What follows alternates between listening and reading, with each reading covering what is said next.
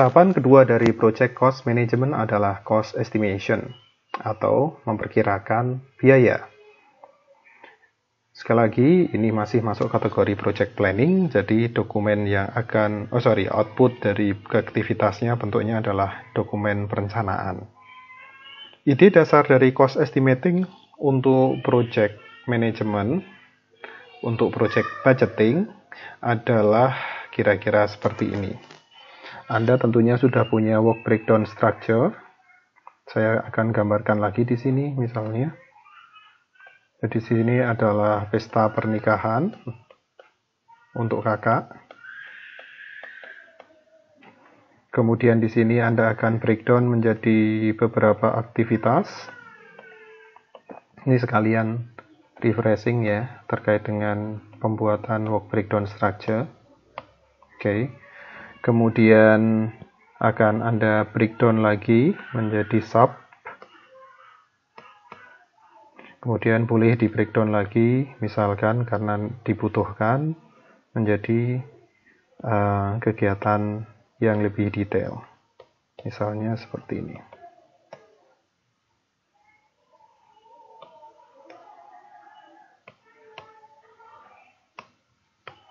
Oke. Jadi ini adalah contoh work breakdown structure. Misalnya ini kita beli kode 1, maka di sini 1.1. Oke, ini 1.2, 1.3, 1.4. Ini 1.1.1, ini 1.1.2, dan seterusnya. Kita sudah punya work breakdown structure yang dibuat pada saat membuat project time plan. Maka WBS ini akan kita gunakan kembali untuk cost estimation. Pada saat kita belajar cost estimation di kuliah yang lain, analisis kelayakan industri misalnya, Anda mempelajari sekian banyak, mungkin lebih dari 1 dosen metode untuk cost estimation. Mulai dari yang paling sederhana, misalnya analogi, sampai yang paling rumit. Semuanya dipelajari di sana. Khusus untuk project budgeting saat ini, salah satu metode yang paling tepat adalah metode yang berbasis work breakdown structure. Ingat sekali lagi waktu belajar AKI, waktu kita berdiskusi mana metode yang paling tepat, waktu itu kita menjawabnya adalah tergantung tujuannya. Jika Anda ingin quick and dirty dengan data yang sangat sedikit, gunakan model yang paling sederhana. Analogi misalnya. Trade-off-nya adalah akurasinya berkurang. Jika Anda ingin akurat, maka Anda harus trade-off-nya berarti mengerjakan PR, yaitu menyiapkan detail informasi dan datanya. Nah, kalau kita kemudian bawa konsep umum itu ke sini dalam project budgeting, Anda menginginkan sebuah metode estimasi yang memberikan akurasi tinggi. Kenapa? Karena hasil dari estimasinya akan Anda gunakan untuk budgeting, untuk menentukan sesuatu yang committed, yang ada kaitannya dengan landasan hukum dan konsekuensi hukumnya. Sehingga Anda tidak ingin banyak error di dalam estimasinya. Di sisi yang lain, itu satu. Jadi Anda ingin metode estimasi yang akurat. Di sisi yang lain juga, pada saat Anda akan mengerjakan cost estimasi di sini, Anda sudah banyak mengerjakan PR. Salah satunya project time management, sudah membuat work breakdown structure, sudah membuat ini, itu, macam-macam sudah dikerjakan. Dan info-info itu, data itu, bisa kita gunakan. Sehingga, sekali lagi, dalam konteks project budgeting, biasanya metode yang paling tepat, yaitu metode yang berbasis WBS. Atau secara umum biasa disebut grassroots atau bottom-up estimation. Itulah alasannya kenapa kita sekarang menggambar WBS di sini. Oke, ide dasarnya bagaimana? Ide dasarnya adalah karena grassroots atau bottom up, kita akan melakukan estimasi biaya yang dibutuhkan untuk aktivitas-aktivitas yang berada di level paling bawah ini, yang saya arsir. Lakukanlah estimasi di sini. Basisnya apa? Basisnya Anda bisa menggunakan metode-metode estimasi yang ada yang lainnya.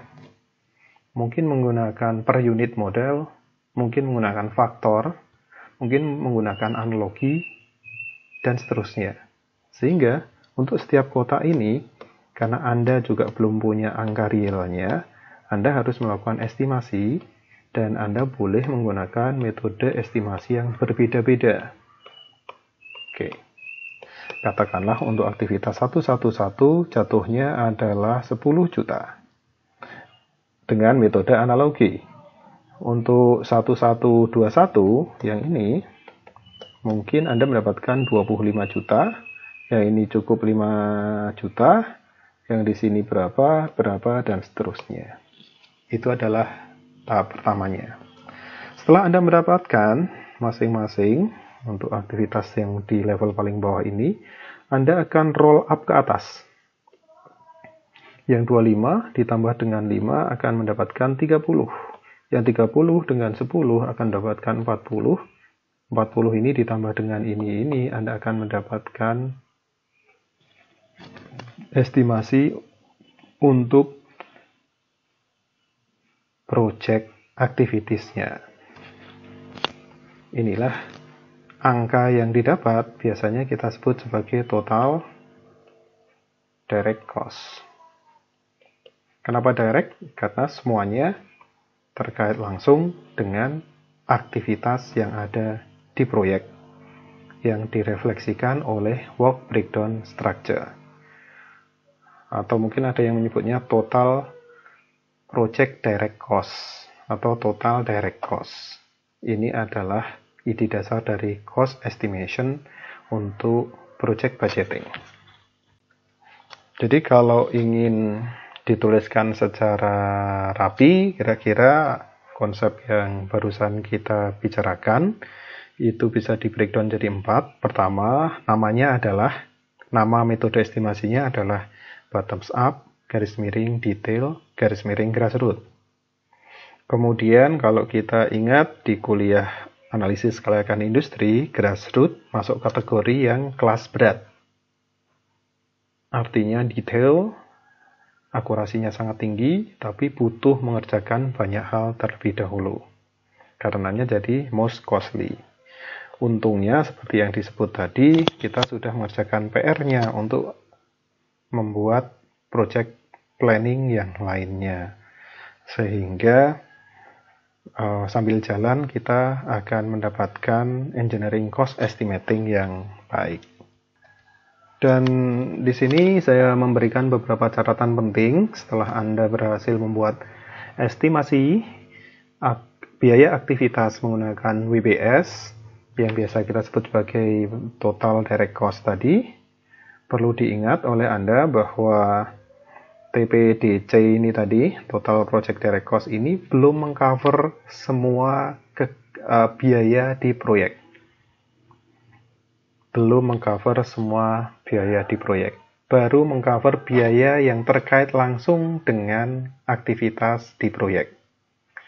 Sehingga kita punya poin 2, yaitu memastikan bahwa cost estimate kita juga mengcover segala kegiatan yang tidak secara langsung terkait dengan aktivitas di WBS. Sebagai contoh, kalau kita punya proyek pembangunan hotel misalkan, hotel khusus misalkan, atau rumah sakit juga bisa. Kemudian kita sudah membuat WBS dan total project direct cost estimate-nya. Tentunya di saat kita membangun hotel tadi, kita akan mempekerjakan orang-orang, misalnya sekretaris di proyek. Orang yang penting tetapi tidak akan bisa dikaitkan langsung dengan aktivitas proyek. Sekretaris akan kita kaitkan dengan mana? Karena tugasnya adalah menerima telepon, mengirim faksimil, dan sebagainya, dan itu tidak terkait langsung dengan direct activity di WBS.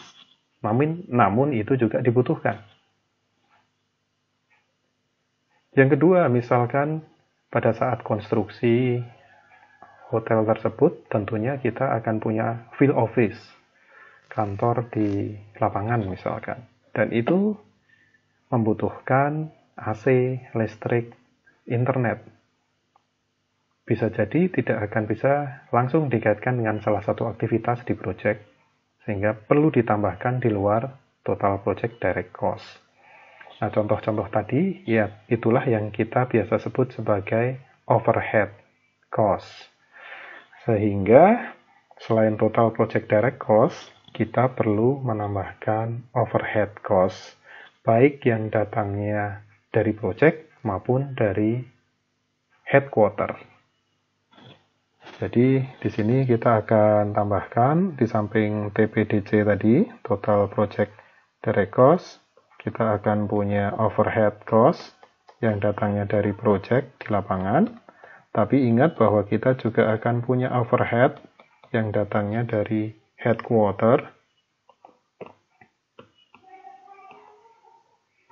Tapi ini hanya portion aja, tergantung pada kontribusi kita terhadap headquarter kita. Bagian ini bisa kita diskusikan lebih lanjut di online platform ya guys.